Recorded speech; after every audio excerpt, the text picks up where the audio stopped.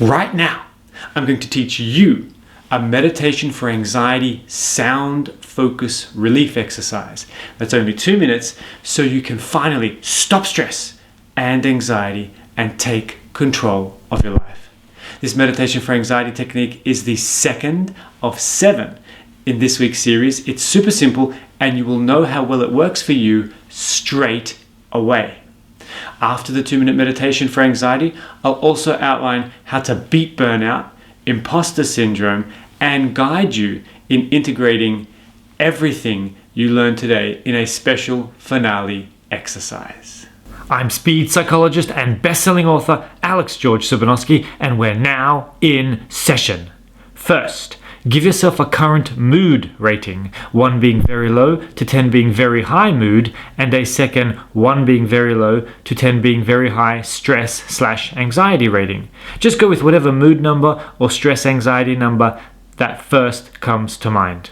Now, I need you to promise me that I will have your full attention and best effort for just 2 minutes, okay? If you are sure that you can do that right now, then get ready. Also, please note, make sure you are in a safe place, and if you feel unusually uncomfortable during any exercise, stop immediately and go have a drink of water. So, are you ready? Really? To feel better? Just 2 minutes from now. You sure? Great. Let's begin. Sit up tall, shoulders back, head up, and close or shield your eyes if safe to do so. Now follow my simple instructions. Bring all your attention to any constant sound in your environment. Bring all your attention to that sound, all of it. Fully focus on that sound. Only sound, only sound, only sound. You don't have to do anything. Simply notice, focus on this sound, and let go of everything else. Like leaves floating down a river, or clouds evaporating as they pass by. Allow your thoughts and feelings to rise and recede, to come and go in their own time. Choose to lose any tension or apprehension, any anxiety, worry, or stress, and exclusively experience the success of simply being present, safe, in this moment and the next. Pay attention to how this sound moves around and vibrates within you. Let it move into any tense places and find the spaces to loosen and expand. Hear and clear your mind and find a stillness by accepting and releasing whatever you think and feel in this moment and the next.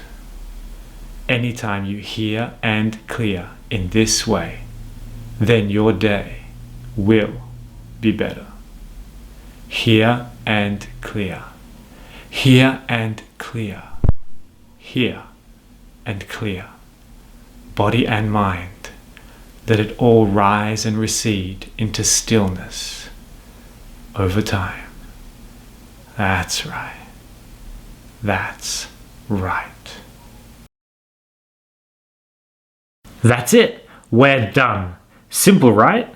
Easy, hey? Feeling better? I'm sure. Really, check in now and review if your mood and stress anxiety scores have improved. If you gave me your full attention and best effort, then I bet they have. How much did they improve? 10%? 20? 30? 50? Or more? And in just 2 minutes? If your scores didn't improve, that's okay. You may just need a few more repetitions, or may find it easier to benefit from a different 2-minute brain exercise. I will release 7 related meditations over the week, and they're always just a couple of minutes. Each exercise builds on the last, and they become easier to do and more effective as you get used to them. Okay, here's a quick former client quote of the day. I look forward to receiving the next lot of courses. They are wonderful. Just loving these programs. Quick, easy, and effective. Thank you for all your hard work, with about 4 exclamation marks after that. Thank you very much. Thank you, Sam. Before we move on, I want you to really consider how your life could be better by consistently using these kinds of exercises. What would it be like to be in control and unaffected rather than being controlled by the news and social media, work bullies, and negative people? What would it feel like to have greater peace of mind and focus so you can perform at your best and feel good about who you are and what you do? In a moment, I'm going to answer 1 or 2 modern psychology questions from the community. To connect with me and the community, just go to 2minutebrain.com and join the email list. You can, of course, like, rate, subscribe, and follow me on this channel, but to enjoy free giveaways like my best-selling books and programs, which are only available to subscribers through the website, and to personally ask me and get an answer to your own important psychology question, it must be through my free-to-join email list. Questions like, how can I evaluate my work-life balance? What do you think it takes to build and maintain a strong relationship? And what is causing me to feel anxious? So all of these questions I will answer in a future session. The only way you will be able to ask me your question is by reply emailing me once you're on the list. The sooner you join, the more bonus goodies you'll get, like early access benefits to the 2-Minute Brain app currently in development that takes exercises like the one you just experienced and connects them sequentially with others into fantastic brain-flowing peak performance experiences. It will allow you to become your own mental health and peak performance DJ.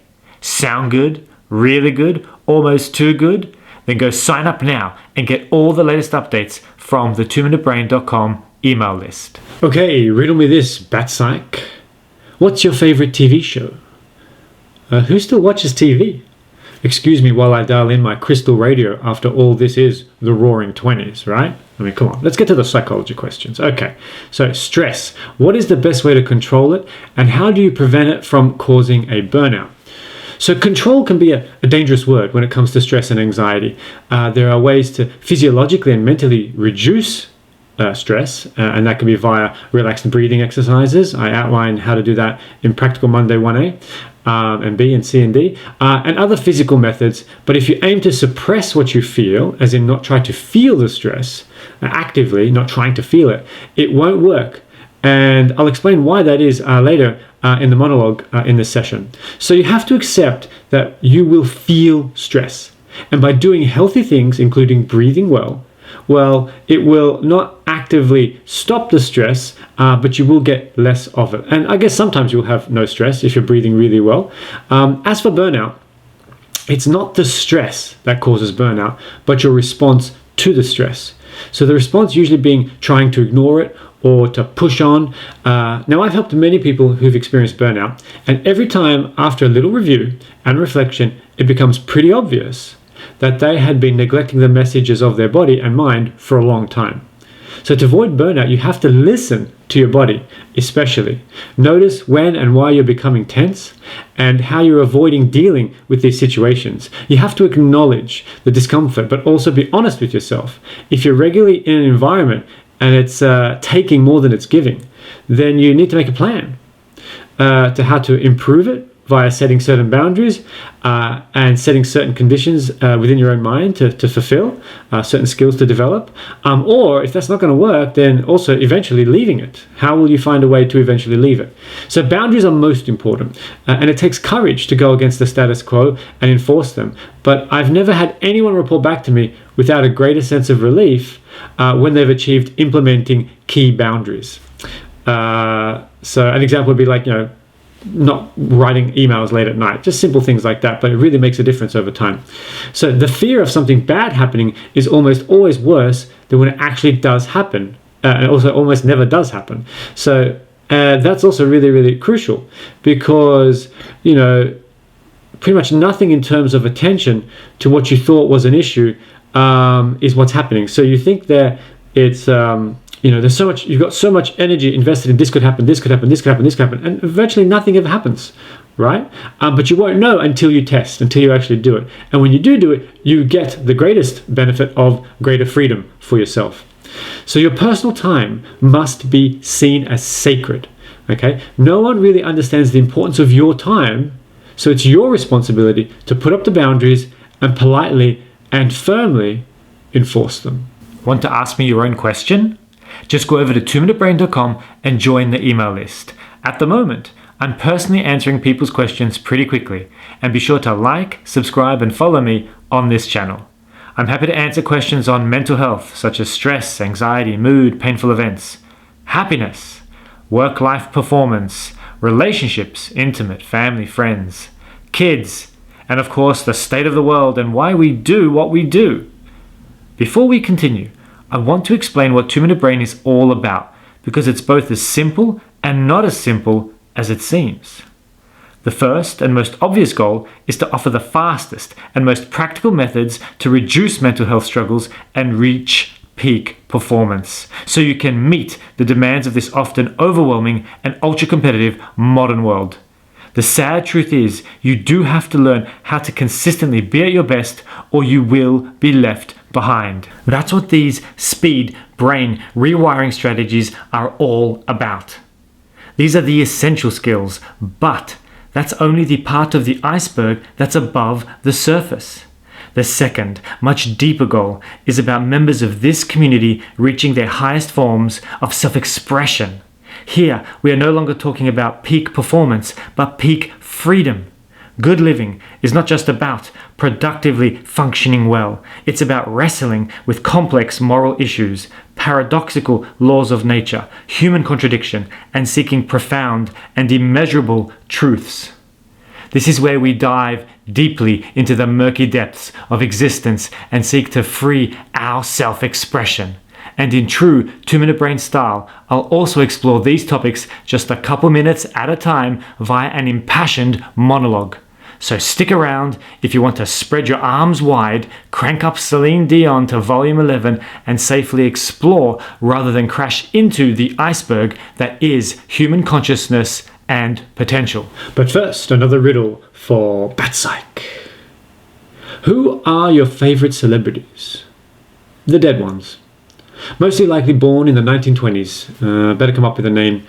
Stanley Kubrick. Yep. Died in 1999, age 70. Yep, born in the 20s. After all, 2001 is one of my favorite movies. So let's open the pod doors and actually get to the real question 2 of today. And it is, how do you deal with the imposter syndrome, or with imposter syndrome, at work or in life? So first, you have to assess where you are right now, because you're probably being unfair to yourself. Because skill is often a matter of state, the emotional state you're in, as opposed to your ability. So this comes up to the great sort of conundrum of confidence versus competence. And you need to check your resourcefulness, check your confidence if you like.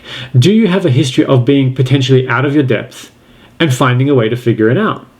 Have you ever passed a test that you weren't properly prepared for and you got through it? So the answer to that is, well, most of us is absolutely. It happens all the time. We're often underprepared because we just can never be fully prepared, and yet we find a way through our resourcefulness to figure things out. Now, do you have inappropriate guilt? Are you feeling unworthy? So here I say, unless you actively sabotage others, then really what is there to feel guilty about? Right? So instead, celebrate your opportunities. Okay? You can admit that even if you're not fully ready to take on a certain challenge, because we never really are, we can always wish that we had more time and more training to prepare. But if the opportunity is given to you, enjoy it. Enjoy being lucky. Maybe it was more luck than skill that got you the job. So what? Okay? If you have been given a gift, the most insulting thing you can do is not enjoy it and value it. So respect the person that gave it to you, value the gift, value your ability to learn and grow into the challenge. Okay? So just because you may not fully know it yet, that doesn't mean you can't, that you won't. So enjoy the opportunities that are given to you. The other thing is, in many cases, you don't have to hide your knowledge gaps and weaknesses. So sometimes, I guess you'd call it radical acceptance, and a dignified declaration of your weaknesses can work really well. So even something as simple as, I remember once hearing an interview with an amputee, and for most of her life she was always trying to hide the fact that she was an amputee, and then one day she did the opposite. So she actually started doing art on her fake arm and so forth, and then all of a sudden people started asking her questions, and it made her so much more socially confident, right? Because rather than trying to hide something that you're not necessarily good at, or even something that's like a physically missing on you, actually I wouldn't say celebrate it, but actually be proud of it. Be proud of who you are and what you are, because we're all different, and doing that will allow you not to feel like an imposter, but to feel like one of us, like everyone else, and yet still being unique as well. We're nearing the end of today's session. Soon, I will summarize it all and get you focused on using what you have found most helpful in one final, fun and fast meditative exercise. But before the finale, it's time for today's 2-minute monologue, which usually consists of a metaphorical poetic performance where I often intentionally don't give clear advice or answers, that will hopefully stimulate you to also explore and find your own deeper truths within and greater self-expressive courage. It's our 5th Practical Monday. Monday's pieces usually are practical rather than poetic. I will now outline a simple, brief, and powerful method to overcome negative thoughts and feelings. Overcoming negative thoughts and feelings. You have negative thoughts and feelings for a reason.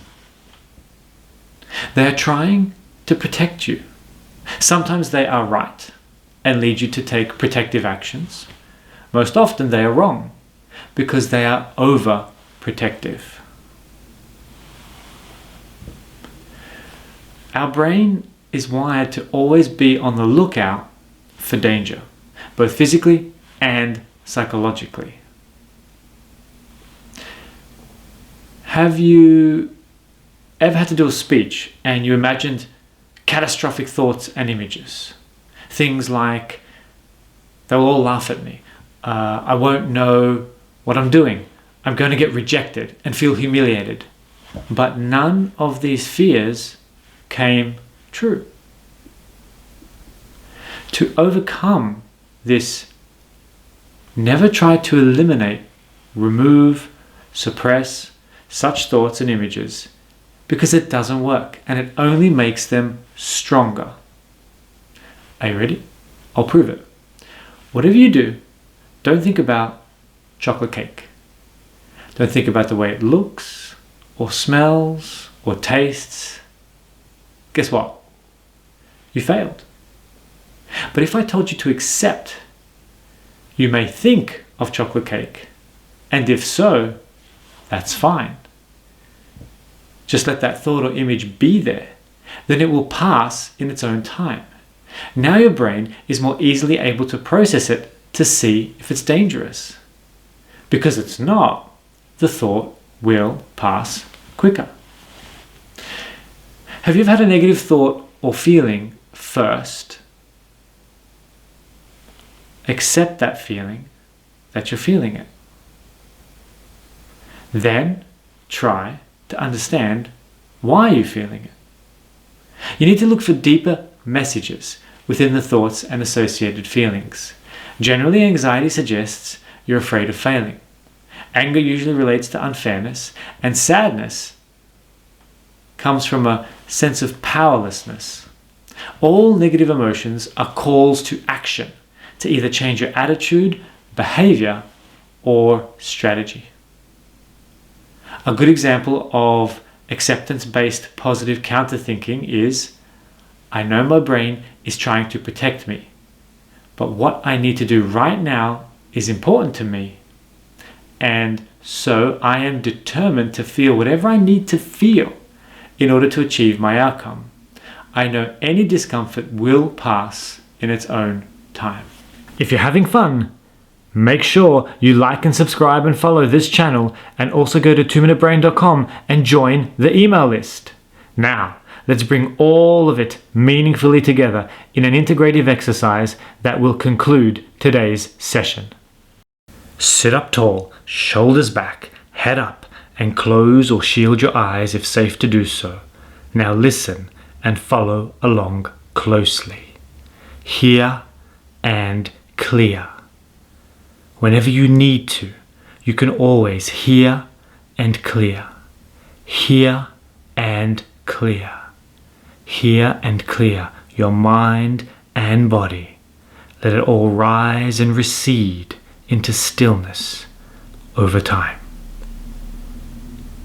Now, consider what you learned today about the best ways to control stress and prevent burnout. Things like accepting stress as part of life with important messages to be heard, changing the environment where possible, ensuring you create personal time that is sacred, or something else. Also, now consider what you learned today about overcoming imposter syndrome at work or in life. Things like celebrating the opportunities you have been given, reviewing your achievements, believing in your ability to learn and grow, or something else. Of all these things, what most struck a chord and feels right? Envision how you will use this now and in the future, and notice how you will have changed looking back on this moment and the next, all the way until you are where you wish to be. Finally, remember how your brain is always trying to protect you.